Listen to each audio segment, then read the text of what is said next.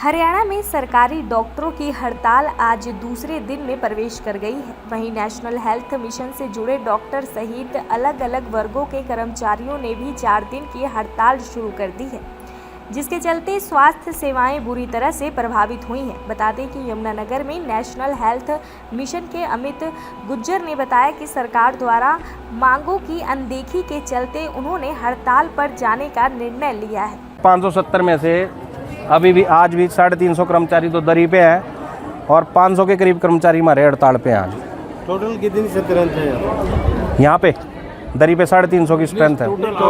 570 कर्मचारी।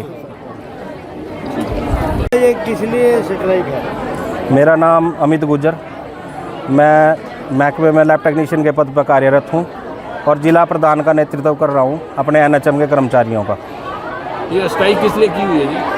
स्ट्राइक सरकार की नाकामियों को देखते हुए, सरकार की अनदेखी को देखते की जा रही है जी। बार बार हमें 5 साल से जो हमारे बायलाज 2018 में सरकार ने लगाए थे, उनको भी सरकार वापस लेने जा रही है। सरकार कह रही है कि इन लोगों को मतलब हमें दिहाड़ीदार मजदूर समझती है एक सरकार, जो कि हमारे साथ बड़े पढ़े लिखे वर्ग है, डॉक्टर का हमारे साथ और तरह का स्टाफ है, लेकिन ये हमारे को कुछ नहीं समझ रही सरकार इस बात में। अब हमारी डिमांड वो थी, अपना मीटिंग थी वहाँ पे एमडी ऑफिस में, वहाँ पे भी एमडी साहब हमारी मीटिंग लेने नहीं आए। ये भी उनको ज़रूरी नहीं लगा कि एनएचएम के कर्मचारी हैं, कल हड़ताल पे भी जाएगा पूरा हरियाणा, इनकी कोई बात सुनी जाए या करी जाए बात। तो सारा हरियाणा हड़ताल पे है जी। बल्कि स्टेट हेडक्वार्टर जहाँ पे एमडी खुद बैठता है, वहाँ पे 125 कर्मचारी जो हमारे हैं एनएचएम के, सारे हड़ताल पे हैं। है जी। हमारी सिक्किम अपना मणिपुर में जो है सरकार ने एनएचएम के सभी कर्मचारियों को रेगुलर कर दिया है। उस तर्ज पे हरियाणा के कर्मचारी भी चाहते हैं कि हमें भी रेगुलर किया जाए, जबकि हम उस कैडर, ऐसे कोई कैडर नहीं है हमारे पास बीच में 2-4 को छोड़ के, भाई जिनको लगे भाई ये रेगुलर नहीं हो सकते। हमारे सभी कैडर रेगुलर होने वाले हैं। हम अपनी रेगुलर की डिमांड रखते हैं सरकार के सामने। बस करने की भी है जी। 7th पे नहीं सरकार ने दिया हमारा। 7th पे सरकार कहती है कि इनको फिक्स कर दो 7th पे। ये कोई सरकार की जो है ना, एक तरह से तानाशाही रवैये पर सरकार हमारे लिए आई हुई है। वहीं जिला medical officer doctor Divya Mangala का कहना है कि नेशनल हेल्थ मिशन के डॉक्टरों का अन्य स्टाफ के 4 दिन की हड़ताल पर चले जाने के बावजूद स्थिति को नॉर्मल करने का प्रयास किया जा रहा है। उन्होंने बताया कि ओपीडी, डिलीवरी, पोस्टमार्टम सेवाएं नॉर्मल हैं।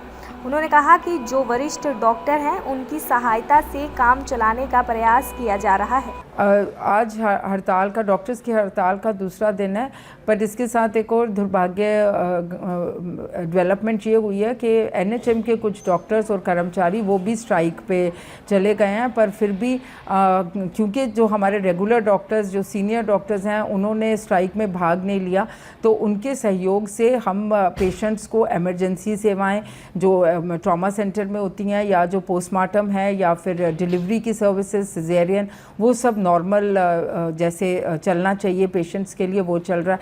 पर क्योंकि फील्ड में भी थोड़ा सा ये था कि डॉक्टर्स स्ट्राइक पे हैं, तो पेशेंट्स के नंबर बढ़ गया है। बट सिंस आवर डॉक्टर्स बहुत डेडिकेटेड हैं और बहुत सिंसियर हैं, तो वो हम लोगों ने ये व्यवस्था करी है कि चाहे थोड़ा सा ओपीडी टाइम के बाद भी एक्स्ट्रा टाइम भी चाहे लग जाए, पर हर पेशेंट को जो आए हैं दूर से या ज़िला के से जहाँ से भी आए हैं, उनको पूरी इलाज और ट्रीटमेंट विद मेडिसिन्स जैसे पहले देते थे, वो हम उसी रूप से देने का प्रयास कर रहे हैं और उसमें भगवान की कृपा से कामयाब भी हो रहे हैं। जैसे परमानेंट डॉक्टर्स जो हमारे पास थे, देवर अराउंड 35, तो उसमें से we have the others who are working properly, but only 21 were on strike. 21 doctors strike पे थे।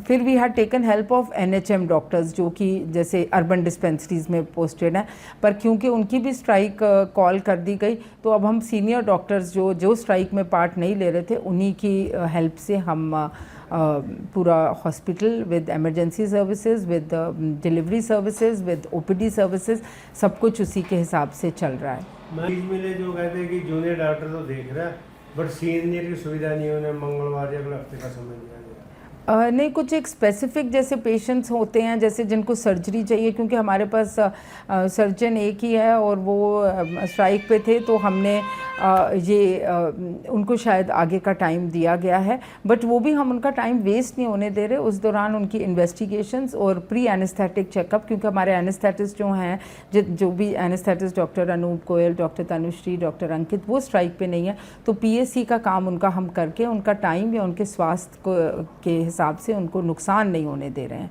यूटिलाइज कर रहे हैं for getting the PAC done. So नहीं, वर्कर्स मतलब जो एनएचएम के वर्कर्स हैं उसमें कुछ डॉक्टर्स भी हैं, बट ये ना I would say the government की जो तरीका है एम्प्लॉय करने का, एम्प्लॉयज़ को बहुत ही समझदारी से प्लानिंग कर रखी है।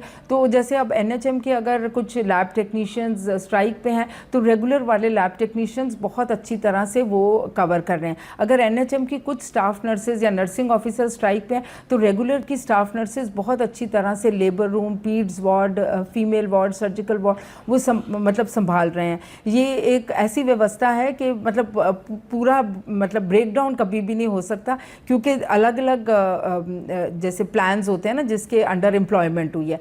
तो अगर एनएचएम की स्टाफ नर्सेज कर भी रही हैं तो हमारी रेगुलर स्टाफ नर्सेज थोड़ा सा हार्ड वर्क करके अपनी सैलरी को जस्टिफाई करते हुए वो संभाल रही हैं सारा peds ward, gynae ward, surgery ward, all the wards वो संभाल रही हैं। एंड ये है तक असर देखने का है तो बहुत ही मामूली असर पड़ रहा है। हाँ, थोड़ी सी इलेक्टिव सर्जरीज हम नेचुरली नहीं कर पा रहे हैं, बट जो भी इमरजेंसी सर्विसेज है या जो पेशेंट्स ओपीडी में आ रहे हैं या जो ऐसे टाइप के केसेस हैं उसमें तो बिल्कुल असर नहीं पड़ने दिया जा रहा।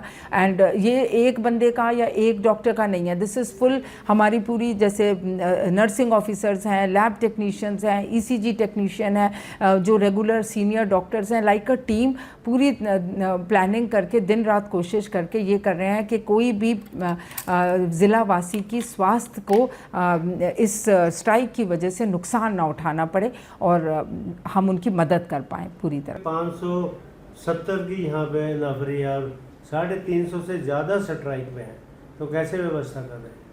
वही जैसे मैंने अभी पहले भी बताया कि there are different plans in which patients are admitted, in which the employees are given employment. तो अगर एनएचएम के एम्प्लॉयज़ जैसे आपने फिगर्स निकाल के बताया है कि पूरे ज़िले में 570 एम्प्लॉयज़ हैं, जिसमें से लगभग 350 स्ट्राइक पे हैं, बट हमारे पास रेगुलर के हैं, जैसे चाहे वो टेक्निकल ऑफिसर्स हैं लैब में, चाहे वो ईसीजी टेक्नीशियंस हैं, चाहे वो फार्मासिस्ट हैं, हमारे पास हर उसमें रेगुलर के भी हैं जो कि बिल्कुल स्ट्राइक पे नहीं है और वो बिल्कुल बहुत अच्छे से अपना सेवाएं दे रहे हैं। तो ज़िला वासियों को बिल्कुल पैनिक करने की ज़रूरत नहीं है, यमुनानगर के ज़िला वासियों को, और वो जैसे पहले आके इलाज यहाँ पर करा रहे थे तकरीबन वैसे ही इलाज यहाँ पर हो जाएगा। वहीं जिले में लगभग 570 डॉक्टर, पैरामेडिकल एवं अन्य स्टाफ हैं, जिसमें से 350 से अधिक हड़ताल पर हैं, जिसके चलते स्वास्थ्य सेवाएं प्रभावित हो रही हैं। वहीं डॉक्टरों की हड़ताल से मरीज परेशान हैं, दूर दूर से इलाज के लिए आ रहे हैं, लेकिन डॉक्टर उपलब्ध नहीं है। थोड़े जाएँ गाँव का रोल है, दवाई यहाँ पर दिखाने के लिए आए थे, गोड्डे में प्रॉब्लम है, एक्सरे वगैरह के लिए हड्डी वाले डॉक्टर के पास, बट वहाँ पे जूनियर बैठे हुए हैं, उन्होंने बोला कि अभी एक्सरे नहीं हो सकता क्योंकि उनकी हड़ताल चल रही है, तो उन्होंने दवाई लिख दी है। तो और 9 बजे से आ रहे हैं और ये कह रहे थे भाई 41 नंबर में चले जाओ आप, और वहाँ पे पट्टी कट जाएगी, प्लास्टर हो जाएगा। कोई डॉक्टर नहीं यहाँ पे जी। पता था ना, मालूम नहीं था जी हमें। कुछ कहना चाहेंगे? बस सर ये काम हो जाए हमारा, और क्या। दैनिक सवेरा के लिए यमुनानगर से हरीश कोहली की रिपोर्ट।